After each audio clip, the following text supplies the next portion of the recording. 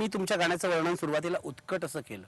हा ते उत्कट आहे माझ्या असं दिसतंय मला, आणि त्याबरोबर ना ते असं रसरशीत जीवनानुभव देणार आहे. रसरशीत आहे, लाईव्हली आहे तेच गाणं. तर एका बाजूला तुम्ही गाणं शिकलाय, गाण्याचं सगळं तुम्हाला तंत्र माहिती आहे, पण हा उत्कटपणा, हा रसरशीतपणा व्यक्तिमत्वात असल्याशिवाय तो येत नाही. तो कसा आला, तो कसा आला, तो कुठून आला? तो मला वाटतं घरात आपले आई वडील आणि कारण माझे आई वडील सुद्धा प्रत्येक क्षण पूर्णत्वाने उत्कटतेने जगणारे आहेत. तर लहानपणचा जो संस्कार आहे, म्हणजे नक्की हा जो महत्वाचा आहे. की घरामध्ये तुम्ही म्हणताय ते मोकळेपणाने असतात, कारण का आत एखादा विचार असणं, परंतु तो बाहेर येण्याची जी क्रिया आहे, जे एक्सप्रेशन आहे त्याला मिळणं आणि त्याचप्रमाणे तो बाहेर येणं, म्हणजे आनंद असो, दुःख असो, चेहऱ्यावरचं हास्य असो, राग असो, हा अनेक वेळेला आपण अशी माणसंही पाहतो की ज्यांना आत राग येत असतो परंतु चेहऱ्यावर त्यांच्या दिसत नाही, किंवा आनंद त्यांना होत असतो परंतु हास्य येत नाही, असे पण लोक असतात ना. परंतु आमच्या घरात असा संस्कार आहे की आनंद झाला की तो सगळ्यांच्या व्यक्त करणे, हे मोकळं व्यक्तिमत्व आहे. हो. मला म्हणूनच तुमच्या लहानपणाकडे अशासाठी यायचं होतं की हा जो संस्कार तुमच्याकडे तुमच्यावर झालाय लहानपणी, हे तुम्ही म्हणाल की वडिलांनी आईनी गायला लावलं तुम्हाला, ते घेऊन गेले स्पर्धेमध्ये, पण हा जो घरातला संस्कार आहे, असं काय ते तुम्हाला सांगत होते? विद्या मिळवली पाहिजे, शिकलं पाहिजे. आणि मला नेहमी म्हणायचं, तुला गाण्याचं वेड लागू दे ग आरती, वेड, पॅशन. आणि खरंच लक्षात आलं की वेड लागणं ना इन इट सेल्फ हेच साध्य आहे. ते वेड लागल्यावर मी कशी गाती आहे, लोकांना किती आनंद देते हे नंतर, पण वेड लागणं हेच फार आनंदाची गोष्ट आहे निखिलजी, मला असं वाटतं. मला सांगा, हे वेड लागणं जे आहे ते कशा प्रकारचं तुमचं सुरुवात झाली त्या वेड लागण्याला? मला वाटतं परिश्रमाचा जेव्हा आनंदात रूपांतर झालं तो क्षण वेड लागण्याचा आहे. कारण परिश्रम हे परिश्रम वाटत असतात, कष्ट वाटत असतात. एक ताण 100 वेळा म्हणतीये मी, ते परिश्रम वाटेनासे झाले, तो क्षण आनंदाचा. आणि मग वेड लागतं की असं वाटतं 100 वेळा नाही, मी 200 वेळा म्हणेन ताण, 200 नाही 300 वेळा, 400 वेळा म्हणेन, अजून वेगवेगळ्या प्रकारे. हा, वेगवेगळ्या प्रकारे म्हणेन. आणि एखादा राग 1 तास नाही 2000 तास म्हणेन. आणि मग त्याच्याची खरी ओळख व्हायला लागते.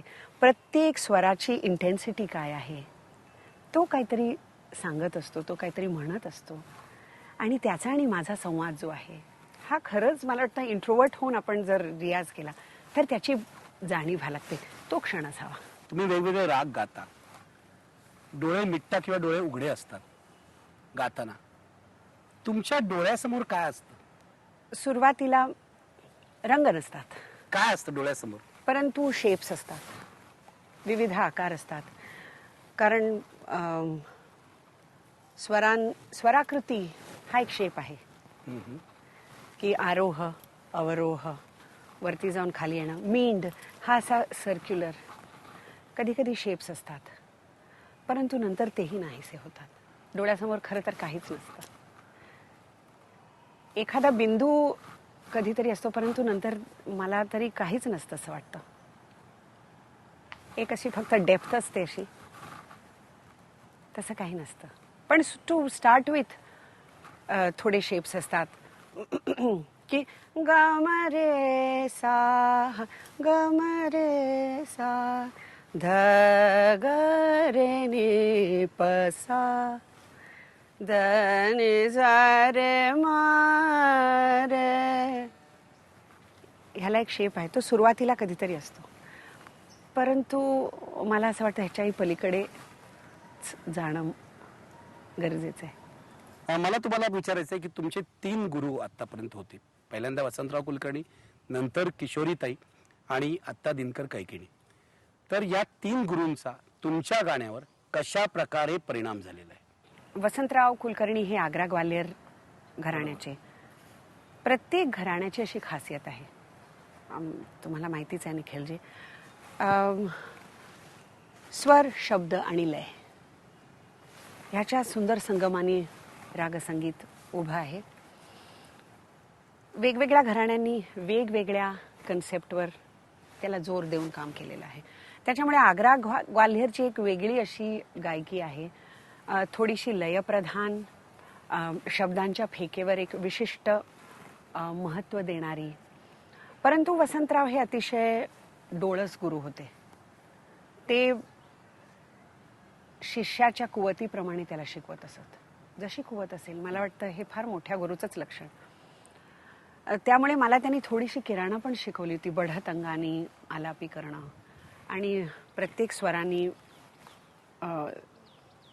बढत करून आलापी करणं आणि मग आग्राचं लयकारी करणं, तालाच्या अंगाने, लयच्या अंगाने वेगवेगळ्या लयबंध निर्माण करणं. त्याच्यानंतर किशोरीताईंचं गाणं हे अतिशय अतिशय वेगळ्या शिस्तीचं ज्याला म्हणू की जयपूर घराण्याचं. त्याच्यामध्ये शब्द, स्वर, लय सगळे हातात हात घालून अतिशय एकोप्याने बॅलन्स्ड असे जात आहेत. शुद्ध आकाराची गायकी, जी मला असं वाटतं सगळ्यात अवघड गायकी आहे. कारण का, शुद्ध आकारामध्ये स्वराकृतीतले बारकावे दाखवणं हे सगळ्यात चॅलेंजिंग आहे. कारण आपण फोनेटिक्समध्ये ह्याचा मदत घेऊन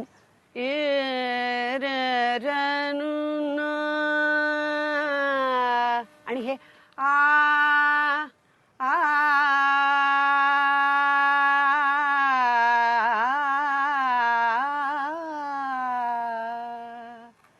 आकारात हे फार चॅलेंजिंग होतं. त्याच्यामुळे किशोरीताईंकडे शिकताना मला पुष्कळ आकारात गाण्यासाठी पुष्कळ परिश्रम घ्यावे लागले. त्या दृष्टीने ती वेगळी होती. किशोरीताईंकडनं नंतर मी परत वसंतरावांकडे थोडे वर्ष शिकत होते. मग कायकिणींकडे मी अलीकडे गेल्या 10 वर्षात शिकते आहे. फार मोठे विद्वान आहेत ते. प्रत्येक घराण्याचा त्यांनी सखोल अभ्यास केलेला आहे. ते आग्रा घराण्याचे आहेत खरे, परंतु प्रत्येक घराण्यातले वेगवेगळ्या घराण्यात वेगवेगळे रागही गायले जातात, म्हणजे त्यांची खासियत असते. तो सगळा अभ्यास त्यांनी परिपूर्ण केलेला आहे. त्यांनी बंदिशी केलेल्या आहेत.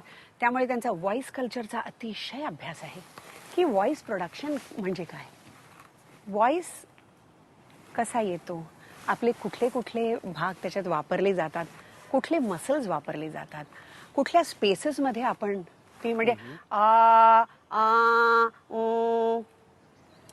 हा आवाज आपण कसा ट्रॅव्हल करतो इथून आल्यावर, आणि तो कसा उत्तम रीतीने वापरला पाहिजे. आपण आपल्या आवाजाची काय स्ट्रेंथ आहे. आणि काही काही गोष्टी मी नेहमी त्यांच्या सांगते की ते म्हणतात की it is the mind that sings, not the voice. परंतु व्हॉइस हा माध्यम आपलं परफेक्ट पाहिजेच ना. तुटके केस असलेल्या ब्रशनी आपण पेंट तर नाही ना करू शकत, परंतु गळा हा उत्तम पाहिजेच. परंतु mind, you have to train your mind. मनातून गायला नाही, आणि बुद्धी मन हे इतकं महत्वाचं आहे की बुद्धी सांगत असते की लाव की कुठला आवाज वापरू, हे बुद्धीच सांगते गळ्याला. गळा बिचारा एकटा काय करणार आहे. It can only make noise.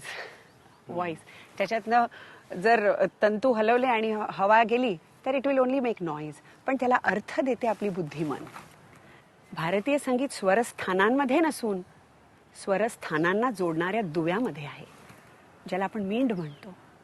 आपण जेव्हा हार्मोनियम वाजवतो, पियानो वाजवतो, तेव्हा टा टा टा टा टा असं वाजतं, टा टा टा. परंतु पा म ग रे, त्याला जोडणारा जो दुवा आहे तो खरं आपल्या हृदयाचा ठाव घेत असतो. पण हे नाही,